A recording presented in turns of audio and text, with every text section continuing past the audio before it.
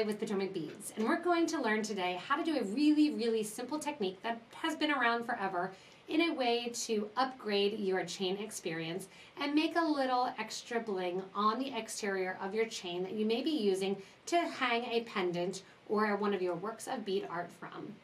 So the technique here that we're going to learn is really simple.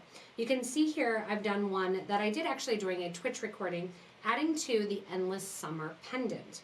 Now I could have just done a plain chain going through this wire guard, but decided to enhance it and add that mixed tone.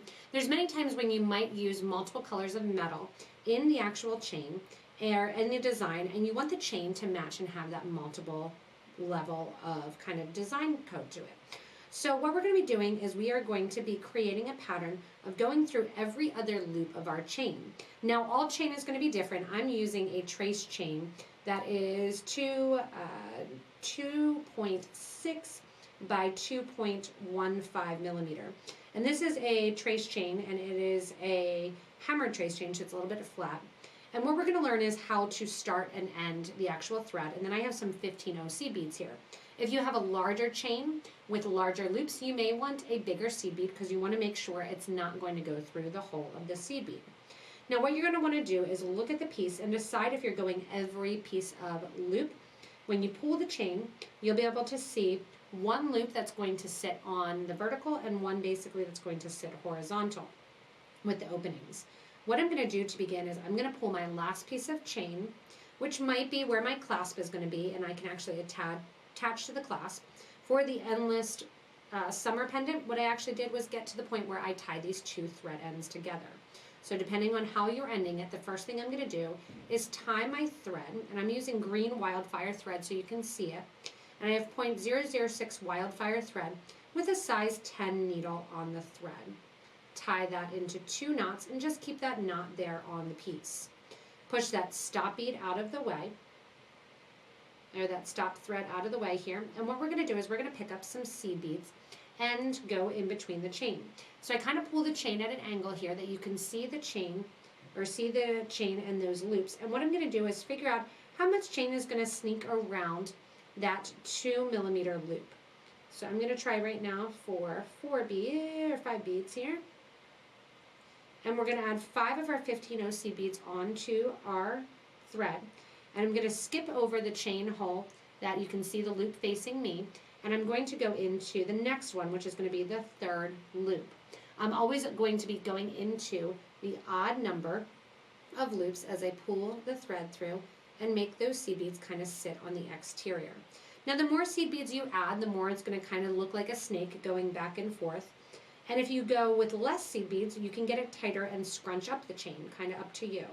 I'm going to go now from the third loop, skipping over this next one in line, and make sure I'm sewing into, as I'm going through the chain and kind of holding it here, make sure I'm sewing into the third one in line. I'm coming out of basically 1 again. I'm starting over, skipping 2, going into 3, and I'm making sure that the chain is sitting correctly. This is the biggest issue when you're doing this is enhanced beaded chain, that you want to make sure that your chain is not turning along the design.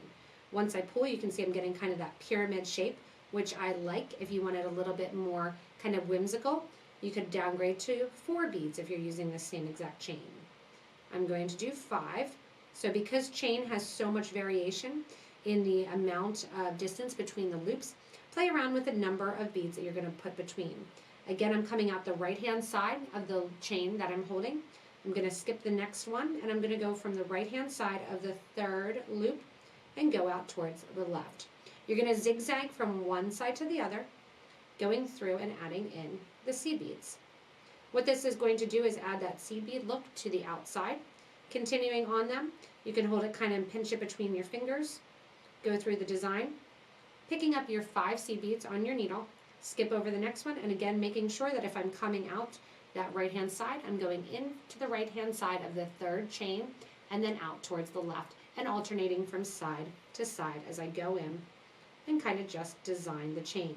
If you get further in it and you think, ooh, that's getting a little bit too whimsical for me and a little bit too much back and forth, you can decrease the amount of loops that you have without kind of scrunching the chain, decrease the amount of seed beads. Here in the example of the Endless Summer, You can see I did 5 beads, but my chain's a little bit further apart, so it stayed closer to the chain. If the chain is smaller loops or smaller links like this one, you can go down to 3 or 4 and decrease, playing around with the amount that you want.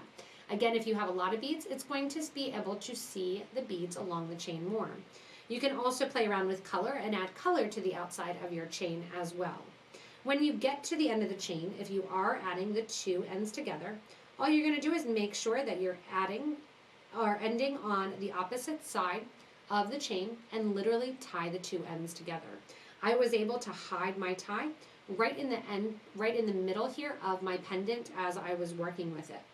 If you are not, again, pick up your clasp or your closure and simply add that with a jump ring and tie this thread onto that end. You can also, because it is knotted, just take your wire guard, burn it down, and attach the end of your chain that may even already be there, because you can do this to a pre-existing chain as well.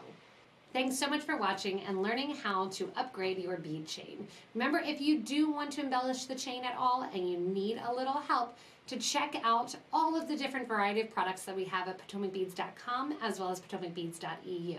We are happy always to ship inspiration to you. Remember, again, if you want to hit that little bell in the corner, you can subscribe to get regular updates from us here at Potomac Beads. You can also share the video to those people that you think might need that extra little added inspiration. You can also comment below the video and let us know what you've done to dress up or to add some embellishment to pre-existing chain. As always, thank you so much for watching and enjoy doing this little bit of an improvement on the chain you may already have.